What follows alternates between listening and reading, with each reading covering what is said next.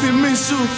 10 χρονών πιτσιρικάς ήμουν μικρός και τρελαμένος. Μέσα στην καρδιά μου ήτανε ο Άρης βαλμένος. Και ο πατέρας μου με έπαιρνε στο Χαριλάου. Ατμόσφαιρα που θύμιζε Μπαρούτι και Ταχάου. Σιγά σιγά καθώς μεγάλωνα 17, στους δρόμους τις πορείες τα εκτός να ακολουθώ πιστά. Και παθιασμένα σε ένα πούλμαν με καμιά πενηνταριά. Τρελαμένους ιερολογίτες μ' όλα τα παιδιά. Με το Σαμ, με το Σπόρο, με τον Άγγλο που φύγε νωρίς. Με τον Ιγνάτιο που έφυγε από χασίς. Και φιλαράκια σαλιτίες και σε σούτια με τους Τούρκους. Στο μαλάκα το Λαβρέντι να τρέχει τρέξε. 21 του Μαΐου με Ιάσονα μαζί να κατεβαίνουμε στην Πάτρα, ξέροντας ότι τα πράγματα θα είναι δύσκολα. Πέσαμε βήτα, μα εμείς στην τσίτα δεν παίρνουμε χαμπάρι, πάρε να έχεις. Άρη, θυμήσου μια ζωή μαζί σου.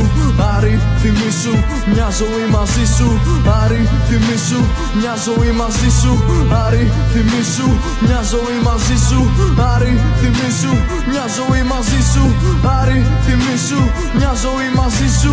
Άρη, θυμήσου μια ζωή μαζί σου. Άρη, θυμήσου.